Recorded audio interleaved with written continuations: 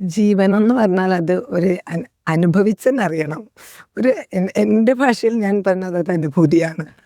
സാധാരണ നമ്മളൊരു ഹോസ്പിറ്റലിൽ പോയാൽ കിട്ടാത്തൊരു അനുഭവമാണ് ജീവനത്തിനെ കുറിച്ച് എനിക്ക് പറയാൻ ബാക്കില്ല. കാരണം അത് അനുഭവിച്ച് തന്നെ അറിയണം. അനുഭവിക്കാത്തവർക്ക് അത് മനസ്സിലാവില്ല എന്താ ജീവൻ എന്ന് ശരിക്കും. എന്തായാലും എണ്ണപ്പലഹാരങ്ങൾ വാരിക്കോരി കഴിച്ചിരുന്നതിനേക്കാൾ സന്തോഷം ഇന്നുണ്ടോ? ഞാൻ ഒരിക്കലും പ്രതീക്ഷിച്ചില്ല ഡോക്ടർ. ആ ഒരു നന്ദി ഡോക്ടറോട് എന്ന് പറയണം വരുന്നുണ്ടാവും. കാരണം ഇന്ന് എനിക്ക് ഓടിച്ചാടി നടക്കാൻ പറ്റുന്ന സ്റ്റെപ്പ് ഓടിച്ചാടി കയറാൻ പറ്റും. ഡോക്ടർ ഇതൊന്നും ചെയ്യാൻ പാടില്ല പറഞ്ഞാൽ താഴത്തിരിക്കാൻ പാടില്ല, ഡാൻസ് ക്ലാസ് കംപ്ലീറ്റ് സ്റ്റോപ്പ് ചെയ്യണം, യൂറോപ്യൻ ടോയ്ലറ്റ് ഉപയോഗിക്കാൻ പാടില്ലു. അങ്ങനെ എന്നെ പേടിപ്പിച്ച് വിട്ടത് ഞാനിതൊക്കെ പറ്റുമോ എന്ന് വിചാരിച്ചിരുന്നു. പക്ഷേ ഞാൻ താഴത്ത് നാമഞ്ചെല്ലാം ചമ്രം പടഞ്ഞ് ഇരിക്കാൻ പറ്റില്ല. ഇന്ന് ഞാൻ 20 മിനിറ്റോളം സുന്ദരമായിട്ടിരിക്കും. 2 ഓപ്പറേഷൻ ഒഴിവായി കിട്ടിയിട്ടുണ്ട്. എനിക്ക് ഒഴിവാക്കി കിട്ടിയത്. ശരി. യൂറിനറി ഇൻഫെക്ഷൻ്റെ കഥ എന്താ ഇപ്പോഴത്തെ? തീരെയില്ല. അന്ന് തൊട്ട് ഇന്ന് വരെ എനിക്ക് 5-6 വർഷമായിട്ടും ഇല്ല. തീരെയില്ല. അതൊക്കെ പറയുന്നത് ലൈഫിന് ഇങ്ങനെയൊക്കെ അസുഖങ്ങൾ മാറ്റാൻ നമ്മൾക്ക് പറ്റും. മരുന്നുകൾ പാടില്ല. അതെ, മരുന്നുകൾ കഴിക്കാതെ നമ്മുടെ ജീവിതം ഒന്ന് ചിട്ടപ്പെടുത്തിയാക്കിയാൽ മതി. നമസ്തേ, ഡോക്ടർ ജെന്നിയാണ്.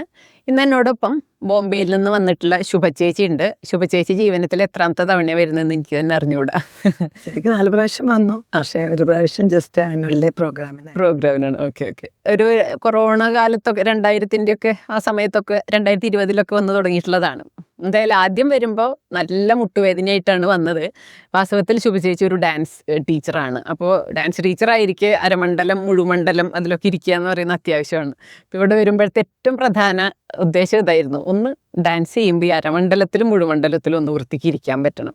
എന്തായാലും ആദ്യത്തെ തവണ ചികിത്സ കഴിഞ്ഞ് പോകുമ്പോൾ ഒരു മുറൈ വന്ന് പാത്തായോ അങ്ങനെ എന്തോ ഭയങ്കരമായി കളിച്ച് മുഴുമണ്ഡലവും അരമണ്ഡലവും ഒക്കെ കഴിഞ്ഞ് നല്ല രസമായിട്ട്, അതായത് ആ കാൽമുട്ടുവേദന പിന്നെ ഉണ്ടായില്ല. ഏതാണ്ട് 5-6 വർഷമൊക്കെ ആയി തോന്നുന്നുണ്ട്.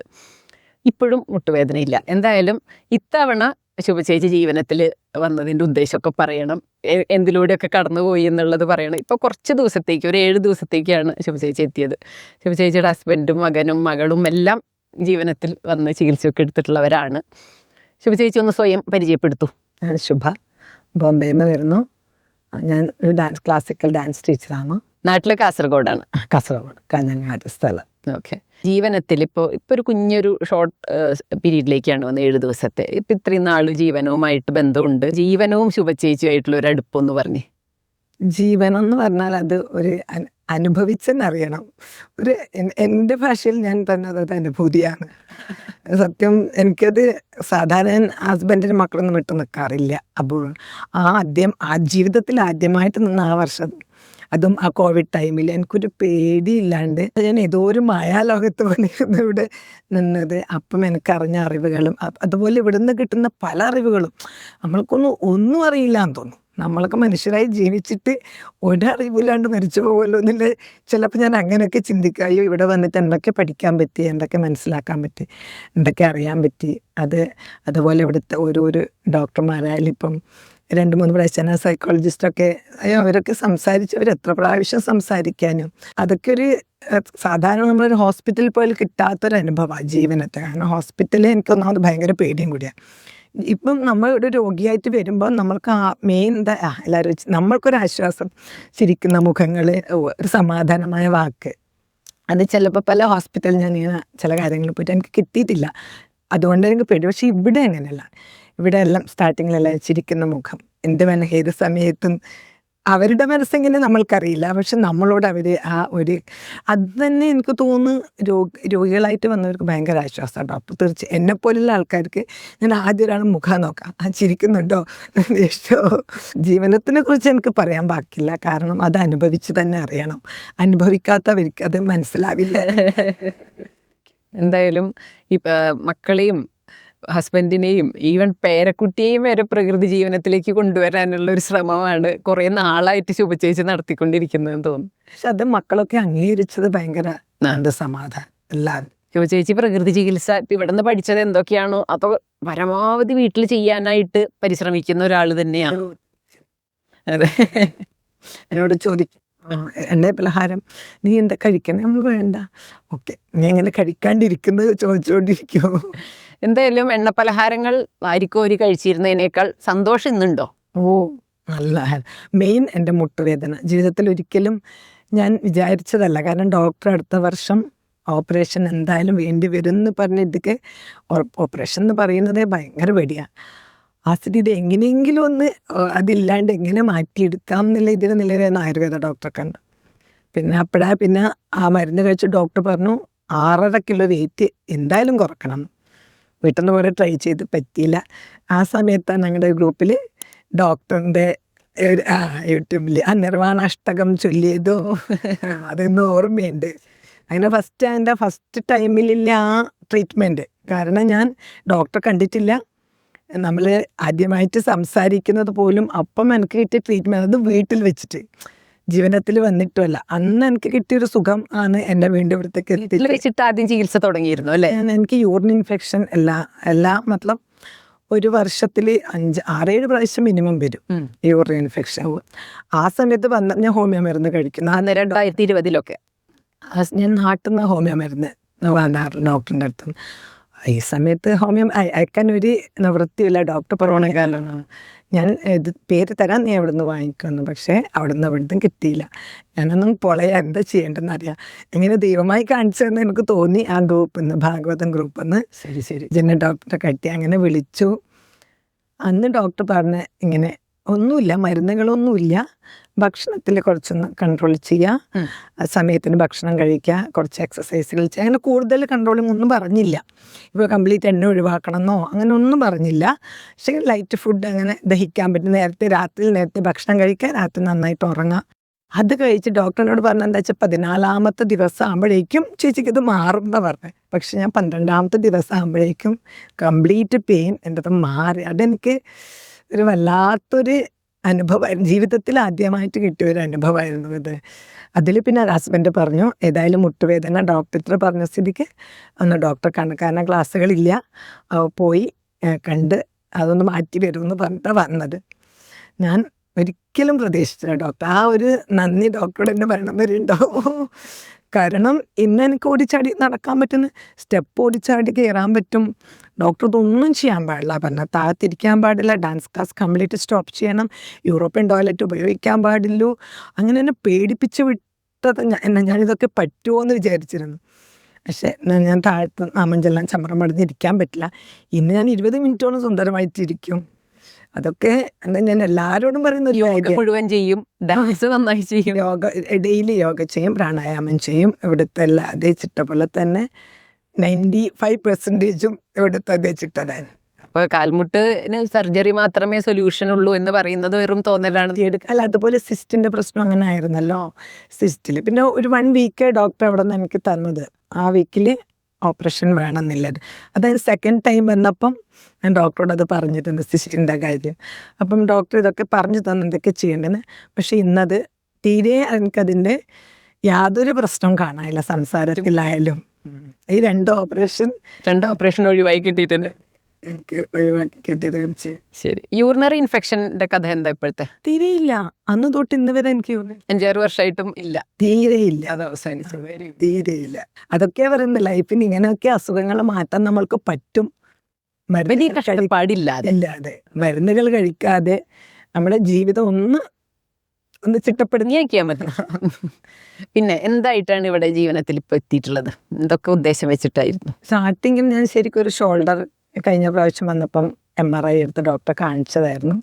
അത് അത്രയ്ക്കും പഴകിയതായത് കാരണം ഡോക്ടർ പറഞ്ഞു അത് കംപ്ലീറ്റ് മാറാൻ സാധ്യതയില്ല, അതിന് റെസ്റ്റ് കൊടുക്കണം. പക്ഷെ ആദ്യം എനിക്കത് ഞാൻ ഇവിടുന്ന് ചികിത്സ കഴിഞ്ഞിട്ട് പോയപ്പോഴും ഞാനത് ചിന്തിക്കാറേ ഇല്ല. പക്ഷെ വേദന അവിടെ പോയി ഭയങ്കര കടുപ്പാവും. പിന്നെ ഞാൻ ആലോചിക്കും ഡോക്ടർ റെസ്റ്റ് കൊടുക്കാൻ പറ്റില്ല. അപ്പം ഞാൻ ഇപ്പോൾ ആഴ്ചയിൽ ഒരു ദിവസം ക്ലാസ്സിന് റെസ്റ്റ് കൊടുത്തു.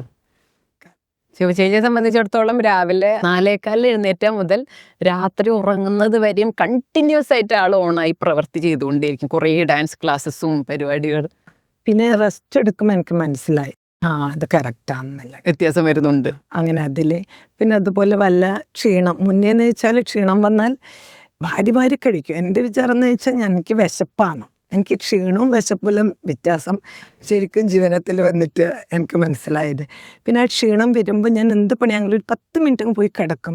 അപ്പോൾ എനിക്ക് നല്ലൊരു ഉന്മേഷമാണ്. അപ്പം എനിക്ക് മനസ്സിലായി, അയ്യോ ഇതായിരുന്നു നല്ല ഞാൻ ഇത്ര നാളും കഴിച്ചുകൊണ്ടിരുന്നത്. മുൻപ് ചെയ്തിരുന്ന ക്ഷീണം വന്ന ഭക്ഷണം കഴിച്ച് ക്ഷീണം മാറ്റാൻ നോക്കലായിരുന്നു ഒരുപാട്. പിന്നെ റെസ്റ്റ് ചെയ്ത് ക്ഷീണം മാറ്റാൻ തുടങ്ങിയപ്പോൾ കുറെ കൂടി സുഖമുണ്ട്, മനസ്സിനും സുഖമായി. ശരി. ഭക്ഷണം അകത്ത് പോകുന്നില്ല. ഓക്കെ. പിന്നെ ഷോൾഡർ പെയിൻ ഡോക്ടർ അങ്ങനെ പറഞ്ഞത് കാരണം അങ്ങനെ കൂടുതലില്ല. പക്ഷേ അത് വിചാരിച്ചാൽ വന്നതെങ്കിലും ഞങ്ങൾക്ക് മാനസികമായിട്ട് ഭയങ്കര ടെൻഷൻ, പേടി. പക്ഷെ എനിക്കറിയില്ലായിരുന്നു എൻ്റെ മെനോപോസിൻ്റെ പ്രശ്നം. അതിൽ മെനോപോസ് 2 മാസം മുൻപ് മെനോപോസിലേക്ക് കയറി. അപ്പൊ അതിൻ്റെതായിരുന്നു ഇത്. എന്തൊക്കെയായിരുന്നു ആ ബുദ്ധിമുട്ടുകൾ? കാരണം മെനോപോസിൽ ഇഷ്ടം പോലെ ആളുകളുണ്ട്.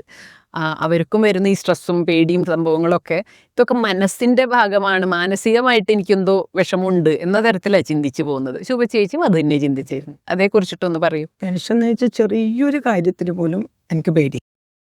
ശരിക്കും ഒരു കുട്ടികളോട് സംസാരിക്കുമ്പോൾ പോലും ക്ലാസ്സിൽ അത്ര നാളും ഞാൻ ഒരു കുട്ടികളോട് സംസാരിക്കുമ്പം പോലും എനിക്ക് ഭയമാണ്. അയ്യോ ഞാൻ പറഞ്ഞത് വല്ല തെറ്റും പറ്റുമോ, ശരിയല്ലേ.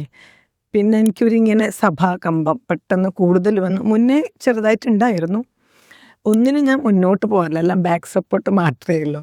എല്ലാത്തിനും പേടി. അതാണ് എൻ്റെ മെയിൻ പ്രശ്നം, പേടി. പിന്നെ ഇങ്ങനെ ചിലതെല്ലാം ആലോചിക്കും. പക്ഷെ അത് ആലോചന എൻ്റെ ഫസ്റ്റിൽ തന്നെ പോയിരുന്നു കുറേ. മുന്നേ ഫുൾ ടൈം ആലോചനക്കായിരുന്നു. പിന്നെ ആ 1 മാസം വന്നപ്പം തന്നെ എൻ്റെ അതിനൊരു 50% കുറവായിരുന്നു. പക്ഷെ ഇപ്പോഴാണ് അത് കഴിഞ്ഞിട്ട് ഈ ടൈമില്ലാന്ന് തോന്നില്ല. വീണ്ടും ഒരു ആലോചന, പേടി, ഭയം. പിന്നെ ഞാൻ പറഞ്ഞതുപോലെ ആരോഗ്യം എനിക്ക് ഭയങ്കര ശ്രദ്ധിക്കുന്ന ഒരാളാണ്. അത് ഹസ്ബൻഡായാലും മക്കളായാലും. അപ്പം ഞാൻ പറഞ്ഞതുപോലെ അവരനുസരിക്കണം, ഞാൻ പറഞ്ഞതുപോലെ ഒരു ഫുഡ് കഴിക്കണം, ഇല്ലെങ്കിൽ എനിക്ക് പേടിയാണ്. അപ്പം അതിന് അവരുടേതായ ഇഷ്ടങ്ങൾ ഉണ്ടാവും എന്നറിയാം. അവരുടെ ആരോഗ്യത്തിനെ കുറിച്ച് ചിന്തിച്ചിട്ട് ഇവിടെ ടെൻഷൻ അടിച്ച് ശുഭ ചേച്ചി ആരോഗ്യക്കുറവിലേക്ക് പോകുന്നു. അവർ വളരെ ആരോഗ്യത്തോടെ മുന്നോട്ട് പോകുന്നു. എന്തായാലും ഇപ്പൊ ഇവിടെ വന്നതിന് ശേഷം ഇപ്പൊ ഈ ഒരാഴ്ച കൊണ്ട് ഉണ്ടായിട്ടുള്ള തിരിച്ചറിവുകൾ എന്തൊക്കെയാ, മാറ്റങ്ങൾ എന്തൊക്കെയാ പ്രകൃതി ചികിത്സ അതിലേക്ക് കയറിയതിന്റെ ഭാഗമായിട്ട്? അതായത് മനസ്സും ശരീരവും രണ്ടും ഒന്നാണ്. പിന്നെ ചിന്തകൾ ഇപ്പോൾ ഡോക്ടറിനോട് എന്താ പറഞ്ഞ ലോജിക്കലായി ചിന്തിക്കണം, അല്ല ഇമോഷണലായിട്ട് ചിന്തിക്കാൻ പാടില്ല. അതിപ്പോൾ എൻ്റെ മൈൻഡിലുണ്ട്. ഞാൻ ലോജിക്കലായിട്ട് ചിന്തിക്കൂ. അത് ഇന്നലെ എപ്പോഴും രാത്രിയൊക്കെ ഞാൻ ലോജിക്ക. അതുകൊണ്ടായിരിക്കും ഇന്ന് എനിക്ക് ഇവിടെ അത്ര ഭയം തോന്നാത്തത്. ഇന്നലെ കളീൻ്റെ സമയത്ത് പോലും എൻ്റെ നെഞ്ചിനെ വല്ലാത്ത അറ്റാക്ക് വരുമെന്നില്ല. ഇപ്പോൾ രാത്രി ഓക്കെ എല്ലാവരും സംസാരിച്ചിരിക്കുന്നല്ലേ, അപ്പോഴെനിക്ക് അറ്റാക്ക് വരുന്നതിലൊരു പേടിയായിരുന്നു. പക്ഷെ എങ്കിലും ഞാൻ അവിടെ നിന്ന് പോയപ്പോഴും ആയില്ല, ഞാൻ നാളത്തോടെ ലോജിക്കലായിട്ട് ചിന്തിക്കും. ആ ഒരു ഇത് വന്നത് കൊണ്ടായിരിക്കും എനിക്കിന്ന് അത്ര എന്നല്ല തീരെ ഭയമില്ല. വളരെ കൂളായിട്ട് എനിക്ക് അല്ലെങ്കിൽ എനിക്കിപ്പോൾ കാലും കൈയും വിറച്ച്. എന്തായാലും ഇപ്പം ഈ മെനോപോസുമായി ബന്ധപ്പെട്ട് വന്നിട്ടുള്ള ഇപ്പോഴുള്ള ഈ പ്രശ്നങ്ങൾ, ഉറക്കത്തിൻ്റെ പ്രശ്നം, ഭയങ്ങൾ, അമിതമായിട്ടുള്ള ആശങ്ക, പിന്നെ വയറിൻ്റെ അവസ്ഥ എന്താ, ദഹനം ചിലപ്പം പ്രശ്നമാവും ഡോക്ടർ. എല്ലാ സമയത്തും ഇല്ല. ചില സമയത്ത് ദഹനത്തിന് വെച്ചാൽ ഇൻകംപ്ലീറ്റ് ആയിട്ടാണ് കംപ്ലീറ്റ് ആയിട്ട് പോവാറില്ല, ചില സമയങ്ങൾ മാത്രം. അന്ന് ചിലപ്പോൾ ഞാൻ ഈ ടെൻഷൻ കൊണ്ട് ചില ഓവർ ഫുഡ് കഴിച്ചാൽ നമ്മുടെ ഈ ഫുഡ് തന്നെ. അപ്പോൾ ഈ സ്ട്രെസ് കൊണ്ടുണ്ടാകാവുന്ന ഓവർ ഈറ്റിംഗ്, ഇങ്ങനെയുള്ള പല പല പല വിഷയങ്ങളും ഇപ്പോൾ ഈ മെനോപോസുമായി ബന്ധപ്പെട്ട് ഇത് ആക്റ്റീവാണ്. എന്തൊക്കെ ചെയ്യാൻ പറ്റും അതൊക്കെ ചെയ്ത് തീർക്കണം എന്നതല്ലേ എപ്പോഴും പ്രവർത്തിച്ചുകൊണ്ടിരിക്കുക എന്നുള്ളത്. അതായത് ശരീരം കൂടുതൽ പ്രവർത്തിക്കുന്നുണ്ട്, പക്ഷെ അതിൻ്റെ ഒപ്പം മനസ്സ് അത്രമാത്രം പ്രവർത്തിക്കുന്നില്ല. അങ്ങനെ ഒന്നും കൂടി വരുന്നുണ്ട്. ശരീരത്തിന് ഒരു കൺട്രോൾ ഇല്ലാതെ എന്തൊക്കെയോ ഇങ്ങനെ ഏച്ചുപണികൾ ചെയ്തുകൊണ്ടേ ഇരിക്കുക എന്നുള്ളതാണ്. അവിടെ ഇപ്പോൾ മനസ്സിൻ്റെ പ്രശ്നമാണ് ഇതൊക്കെ. ഈ പേടി മനസ്സിൻ്റേതാണ്, അല്ലെങ്കിൽ ആങ്സൈറ്റി, അല്ലെങ്കിൽ ഇപ്പോൾ ഇതുമായി ബന്ധപ്പെട്ട് വരുന്ന ആരോഗ്യവുമായി ബന്ധപ്പെട്ട് ഭയങ്കര ആശങ്ക, കുട്ടികളുടെ കാര്യത്തിൽ ഇതിലൊക്കെ വരുന്ന ആശങ്കകൾ എന്ന് പറയുന്നത് എല്ലാം ഇപ്പോൾ വല്ലാതെ കൂടിയതിൻ്റെ പുറകിൽ നമ്മളുടെ ശരീരത്തിൽ ഇപ്പോഴും ഉണ്ടായിട്ടുള്ള ഒരു ഹോർമോണൽ വ്യതിയാനം കാരണമായിട്ടുണ്ട് എന്നിപ്പോൾ മനസ്സിലാവുന്നുണ്ട്. ശിവചേച്ചി ഇതൊക്കെ ഭയങ്കര ദുഃഖമായിട്ടാണ് പറഞ്ഞിരുന്നത്. എൻ്റെ മനസ്സ് ഇപ്പോൾ പണ്ടത്തെ പോലും ഒന്നുമില്ല, ഭയങ്കര സെൻസിറ്റീവായി, കുഞ്ഞു കാര്യങ്ങൾക്ക് പോലും വിഷമം വരുന്നു. ഇതൊക്കെ എന്തോ മനസ്സിൻ്റെ പ്രശ്നമാണെന്നാണ് ചിന്തിച്ചുകൊണ്ടിരുന്നിരുന്നത്. ഇപ്പോൾ മനസ്സിലായത് എന്താ, ശരീരത്തിൻ്റെ പ്രശ്നമല്ല, ശരീരം മെനപ്പോസിന്റെ ടൈമിൽ ശരീരത്തിൽ ഒരു മാറ്റം ഉണ്ടാവുമ്പോൾ ആ മാറ്റവുമായിട്ട് നമ്മളൊന്ന് പൊരുത്തപ്പെട്ടു പോകണം. അപ്പോൾ അവിടെ വാസ്തവത്തിൽ എന്താണ് ഇനി ചെയ്യാൻ പോകുന്നത്? കാരണം ഇപ്പോൾ ജസ്റ്റ് മെനോപോസിലേക്ക് അങ്ങോട്ട് കടക്കുന്നതേ ഉള്ളൂ. ഇനിയും കുറേ നാൾ ഇതുപോലെയൊക്കെ തന്നെ ആയിരിക്കും. അപ്പം എങ്ങനെയാണ് ഇനി മനസ്സിൻ്റെ ഇതുപോലെയുള്ള ഈ തുള്ളിച്ചാട്ടങ്ങളെയൊക്കെ നിയന്ത്രിക്കുക? എന്ന് എനിക്ക് തോന്നുന്നു മാം പറഞ്ഞാൽ ലോജിക്കലായി ചിന്തിക്കുന്നത് ഇപ്പം നടക്കുന്നത് സത്യം, അതിനെക്കുറിച്ചൊന്നും ചിന്തിക്കാറില്ലായിരുന്നു മുന്നേ. ഇപ്പം ആ ഒരു എൻ്റെ വാക്ക് എൻ്റെ മനസ്സിൽ പതിഞ്ഞിട്ടുണ്ട്. ഇപ്പം നടക്കുന്ന എന്താ അത് സത്യം, അത് പ്രകൃതി നിയമം. പ്രകൃതിക്ക് ശരിയും തെറ്റും ഇല്ല. അതൊക്കെ ആ ഒരു 3 കാര്യങ്ങൾ ലോജിക്കലായി ചിന്തിക്കുക, അതിങ്ങനെ മനസ്സിലിങ്ങനെ കുറിച്ചിട്ട് വെച്ചിട്ടുണ്ട്. അതുപോലെ തുടർന്ന് പോകണമെന്നില്ല ഭയങ്കര ആഗ്രഹം കൂടി. അത് വളരെ പ്രധാനപ്പെട്ട ഒരു പോയിന്റാണ്. ഇപ്പോൾ സംഭവിക്കുന്നതാണ് ഉള്ളത് ഇതാണ്. ഇങ്ങനെയല്ല വേണ്ടതെന്നൊക്കെ എനിക്ക് ആഗ്രഹമൊക്കെ ഉണ്ടാവാം, പക്ഷെ ഉള്ളത് ഇതാണെങ്കിൽ ഞാനത് അംഗീകരിക്കാതിരുന്നിട്ട് കാര്യമൊന്നുമില്ലല്ലോ. ഇപ്പൊ ശിവചേച്ചി ഇപ്പം തന്നെ പറഞ്ഞൊരു കാര്യമുണ്ട്, എനിക്ക് ആ ആളുടെ പേര് ഓർമ്മ വരുന്നില്ല, അപ്പം അതുകൊണ്ട് അതാലോചിച്ച് ടെൻഷനാവാണ്. ഓർമ്മ വരുന്നില്ലല്ലോ, മെമ്മറിയൊക്കെ കുറയാണ്. അപ്പം അങ്ങനെയല്ലാതെ ഓർമ്മ വന്നില്ല, ഓർമ്മ വരും, എന്തായാലും വരും. മറവി രോഗമൊന്നും ബാധിച്ചിട്ടില്ലല്ലോ, പക്ഷെ ഇപ്പോൾ ഓർമ്മ വന്നില്ല. അപ്പം ഇപ്പോൾ ഓർമ്മ വന്നില്ല എന്ന് വെച്ചാൽ അതാണ് ഇപ്പോഴത്തെ ശരി എന്ന തരത്തിൽ മനസ്സിനെ ഒന്ന് സമാധാനിപ്പിച്ചു വെക്കണം. മനസ്സിനെ വല്ലാതെ ഇങ്ങനെ വിഷമിപ്പിച്ചുകൊണ്ടിരിക്കരുത്, ഉപദ്രവിച്ചുകൊണ്ടിരിക്കരുത്. ഇന്നലെ തൊട്ടേ അത് വന്നു, ഇതാ ശരി അത് നന്നായിട്ട് ഇനിയും മുന്നോട്ട് അങ്ങനെ ചെയ്യാൻ പറ്റിയാൽ മതി എന്നുള്ളൊരു ആഗ്രഹം കൂടി ഉണ്ട്. ഓർമ്മിപ്പിച്ചുകൊണ്ടിരിക്കണം. എന്തായാലും ഇതുപോലെ തന്നെ എല്ലാ കാലവും തുടർന്നു കൊണ്ടുപോകാൻ പറ്റട്ടെ എന്നും എന്ന് പറയുക. എൻ്റെ ജീവിതത്തിനും ഡോക്ടർക്കും ഇവിടുത്തെ സ്റ്റാഫിന് എല്ലാവർക്കും നന്മകൾ വരട്ടെ എന്ന്. ഇതുപോലെ ലോകം മുഴുവൻ അറിയപ്പെടട്ടെ. എത്രയോ ആൾക്കാർ രോഗികളായിട്ട് വരുന്നവർക്ക് ചികിത്സ രോഗം കംപ്ലീറ്റ് മാറ്റി അവരെ വിമുക്തരാക്കി ഇവിടുന്ന് പോകാൻ ഡോക്ടർക്ക് പറ്റും. എല്ലാവിധ ആശംസ. Thank you. സന്തോഷമായിട്ടിരിക്കൂ. Thank U.